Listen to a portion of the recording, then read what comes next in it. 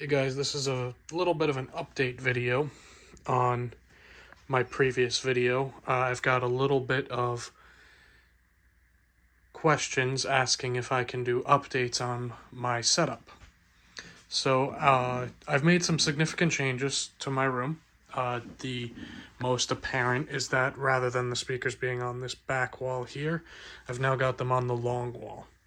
Now the reason for this is that with them on the back wall and my listening position being roughly here before, granted I'm further away from the speakers, which is good, they just weren't far enough away from each other to really separate too much. So I wasn't really getting to too much of the stereo effect.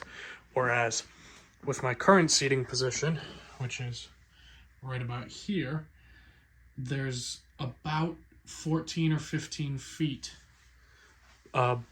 on the wall, so about 12 feet in between the tweeters, which means I still have a fantastic center image, but I also have a very wide and very deep soundstage. The difference is really, it's incredible. So that was the biggest thing that I made a change. Also, I painted. Before I had white walls all over, but white is rather poor for home theater usage. And having a 75-inch TV means that obviously I use this as my main media consumption room.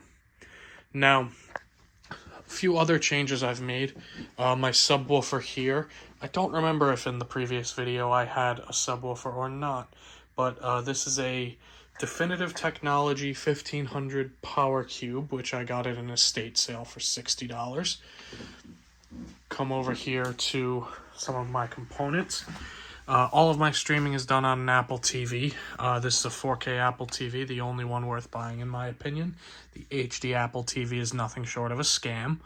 I have an Onkyo cassette deck, which is, it works great. I don't listen to too many cassettes, but when the urge hits me, I do have a fairly competent deck. I'll go over here to my turntable, which is still a Realistic Lab 420 with a Grado Blue cartridge. Fantastic combination. I really do enjoy it. And over to my amplification.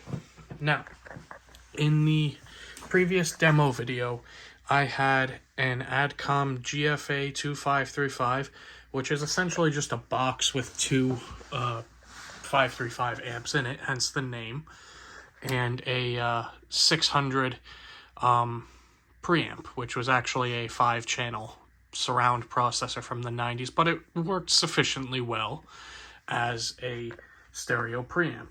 And that setup sounded really good, but as anyone who has a case of gear acquisition syndrome, such as I, nothing really is safe.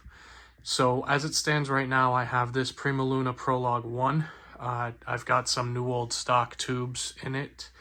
It sounds fantastic. The new old stock tubes I have for the preamp section are a pair of Telefunken smooth plate, and I've got some RCA clear tops in the phase inverter section.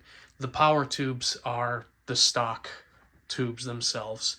I'm not exactly sure what the original OEM is, but they sound great, so I'm not changing them right now.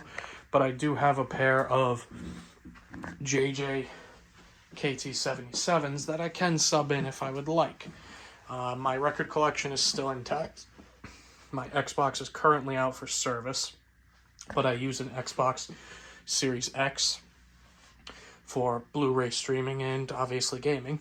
My main speakers that I use almost 100% of the time are these 1984 Cornwall 1s. These speakers are my pride and joy. They're not going anywhere. So I might have gear acquisition syndrome, but these are going nowhere. Next to that, these are a pair of Klipsch KG 4.2s.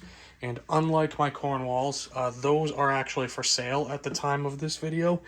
And if you are in the Connecticut area and would like to purchase a pair of KG 4.2s, they can be yours for $400. The finish on them is very, very good. They're in great condition. They sound good. But if you have corn walls, why would you listen to KGs? Just doesn't make much sense. I'm still working on the room, as you can probably see with the wood filler here on the window. This is from where the TV was mounted previously. I do have my cassette collection here, and I've also added some sound treatment to this room. Now, I calculated the reflection zones of this room, and I created sound deadening panels in my wood shop down in my garage to compensate for it and correct it. And they work pretty well. I'm actually very proud of them. And all in all, I would say that it's a huge improvement over where it was in the last demo video. And accompanying this video, I'll do another demo video. So thank you for watching, and I'll see you in the next video.